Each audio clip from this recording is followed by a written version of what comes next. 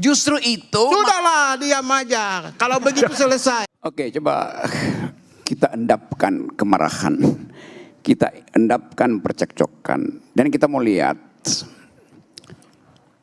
Ibu Mega tentu menginginkan ada pemeriksaan prosedur pemilu. Tetapi bagi Ibu Mega mungkin buat sementara sampai soal jujur tidaknya pemilu. Maksimal di situ. Mungkin hal yang sama juga sedang dipikirkan oleh Surya Paloh. Sedang dipikirkan oleh Caimin. Karena kalau kita periksa sebetulnya dari awal tiga-tiganya kotor. Prabowo kotor. Anies kotor. Ganjar kotor. Karena mereka memakai fasilitas yang curangnya itu 20%. Yang dari awal kita bawa ke Mahkamah Konstitusi. Jadi dari awal prosedurnya udah curang. Karena kecurangan itu, kecurangan berikutnya juga bertambah kan.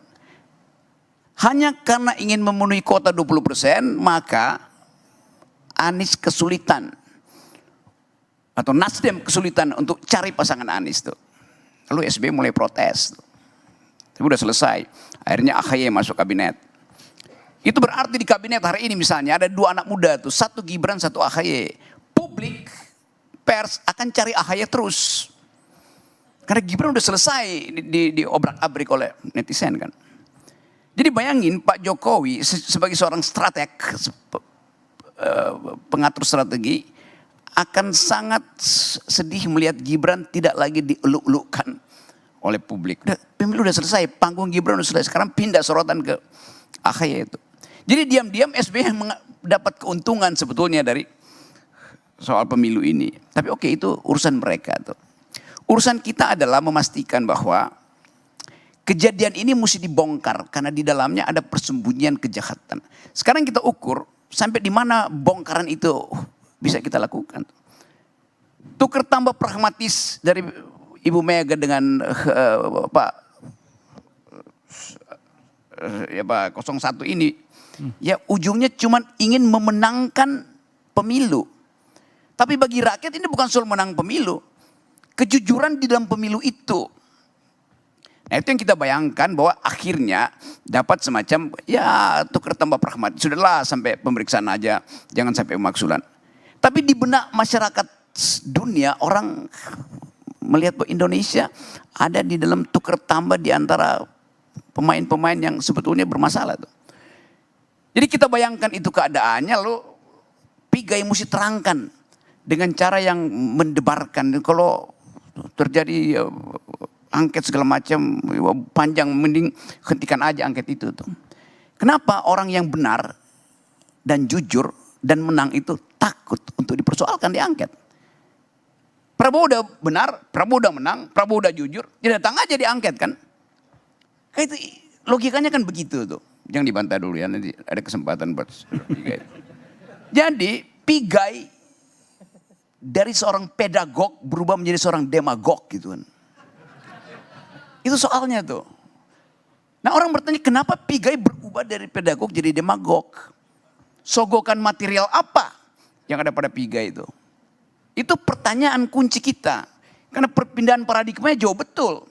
Gak usah dijawab dulu, sabar. Sekarang Anda bayangkan.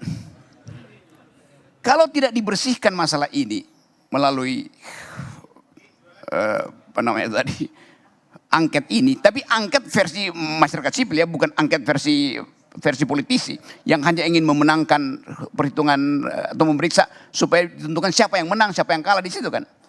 Nah, nilai ini yang sedang kita ujikan tuh. Bayangkan misalnya Pak Prabowo kalau dia nggak, saya usulkan begini, Pak Prabowo bilang aja kami setuju hak angket dan saya Prabowo Subianto menolak diberi pangkat jenderal bintang 4. Kan dia udah presiden, ngapain pakai jenderal lagi kan? Ini kan sogokan Jokowi aja kan.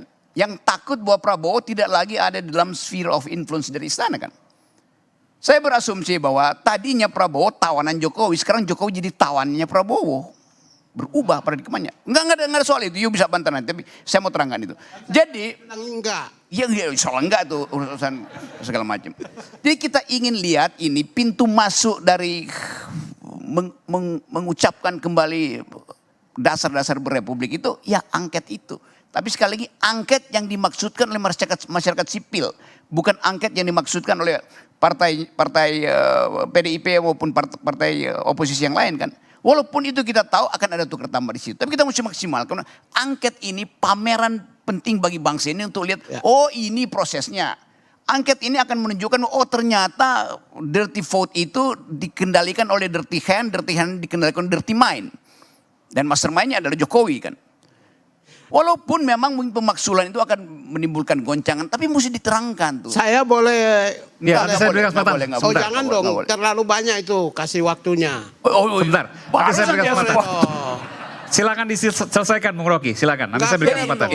Jadi sekali lagi demi Prabowo sebetulnya angket ini mesti dijalankan dengan dukungan Partai Gerindra. Ya. Problem Anda bayangkan nanti di universitas di kampus-kampus dia ini nih. Ada foto Prabowo di situ, foto Gibran di situ. Setiap hari orang lihat ini kok nggak nyaman ya lihat kayak ada gangguan terhadap Republik kalau lihat fotonya Gibran kan. Kan kasihan juga Pak Prabowo. Kan ini masalahnya kan dibuka terus, demikian juga Pak Jokowi. Itu dasarnya. Jadi kebersihan pemilu mesti betul-betul diatasi dengan meloloskan hak angket itu. Oke. Jadi begini, kalau saya Singkat saja. Singkat ya.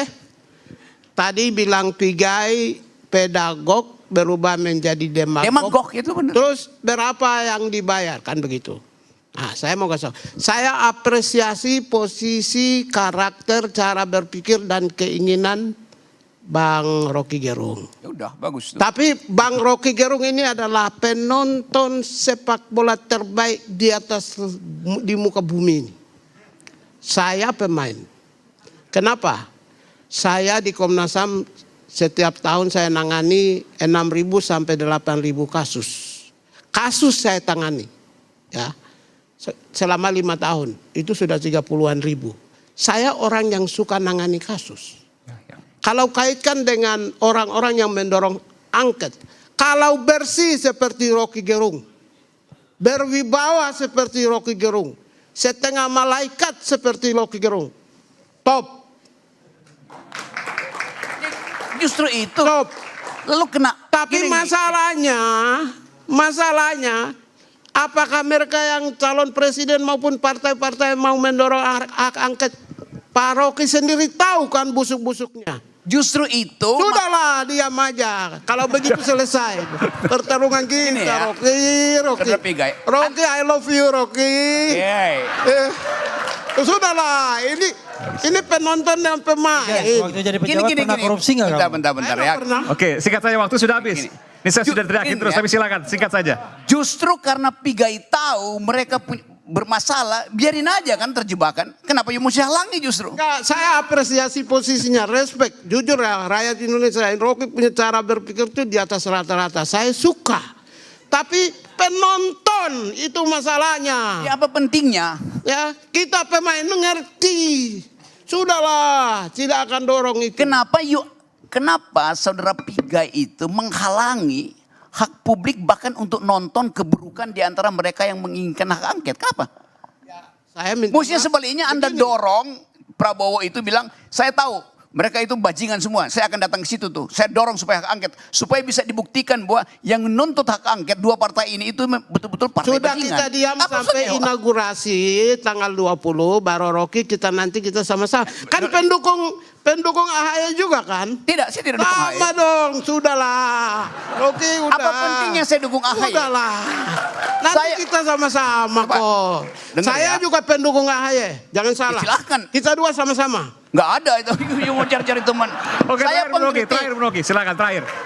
Saya terus mengkritik 02, mengkritik bukan sekedar AHY yang saya kritik, SBY saya kritik. Itu warna bajunya aja sama, Bang Rocky dengan saya. Baiklah, oke. Ada kata kalimat terakhir, silakan. Saya akan tutup acara ini, silakan terakhir sebelum saya closing. Ya saya nggak tahu apa warna baju Anda sama dengan warna otakmu, saya nggak peduli itu.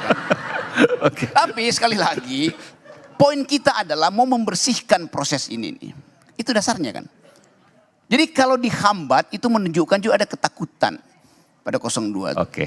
Kalau Anda bersih dan jujur, ya Anda maju. Kalau Anda tahu lawan Anda kotor, jebak aja dia kan. itu dasarnya kan. Oke. Jadi saya bukan pemain bola, bukan pemain pelatih, tapi saya akan bawa bendera kebenaran itu dan lakukan victory lap. Oke. Kalau jujur kenapa gentar? Kalau bersih kenapa risih? Kan kalau lebih begitu. Jadi tidak ada yang perlu dikhawatirkan, angket jalan aja.